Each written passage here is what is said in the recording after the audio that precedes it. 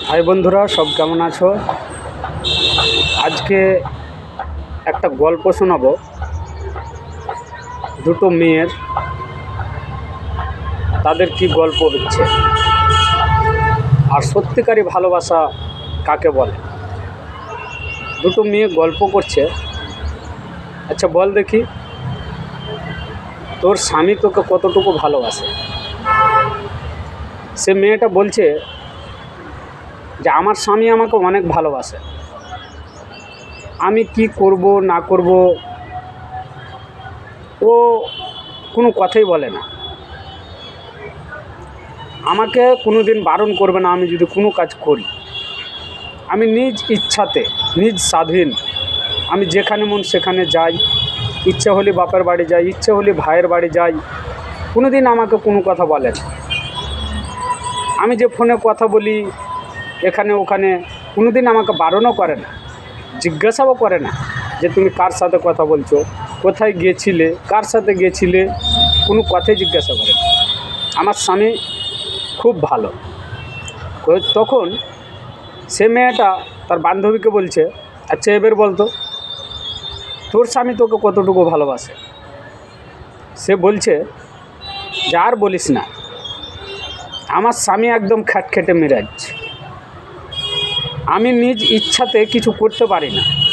তুই সব নিজ স্বাধীন করতে পারছিস, কিন্তু আমি পারছি না। আমি যদি বাড়ির বাইরে হই আমাকে কৈফিয়ত দিতে হয় কোথায় গেছিলে। আমি যদি কোথায় যাই তাকে জিজ্ঞাসা করে যেতে হয়। ফোনে কথা বলি সে আমাকে জিজ্ঞাসা করে কার সাথে কথা বলছিলে।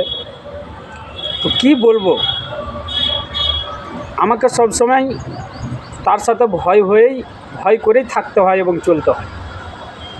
কিন্তু না বোন, তোমার এটা ভুল ডিসিশন। কারণ সত্যিকারই যে তার স্ত্রীকে ভালোবাসে এর মানে নয় যে তোমার খোঁজ নিচ্ছে, খবর নিচ্ছে, সে এই কারণে তোমাকে ভালোবাসে না। আসলে সত্যিকারই যারা ভালোবাসে তারা জিজ্ঞাসা করবে কি করছো, মানে তুমি কি করছো, কোথায় গিয়েছিলে, কার সাথে গেছিলে, ফোনে যে কথা বলছো কার সাথে কথা বলছো, ফোনটা হোল্ডে কেন ছিল। কিন্তু এর মানে এই না যে তোমাকে ভালোবাসে না। তোমাকে ভালোবাসে বলেই তোমার সব খবর নিচ্ছে। তুমি যে যাচ্ছ কোথায় তাকে তো খবর রাখতে হবে। তোমার কিছু যদি হয়ে যায় তাহলে কি অন্য লোক খুঁজে বেড়াবে? অন্য লোকের যাবে? তোমার স্বামীর যাবে, তোমার স্বামীর যাবে।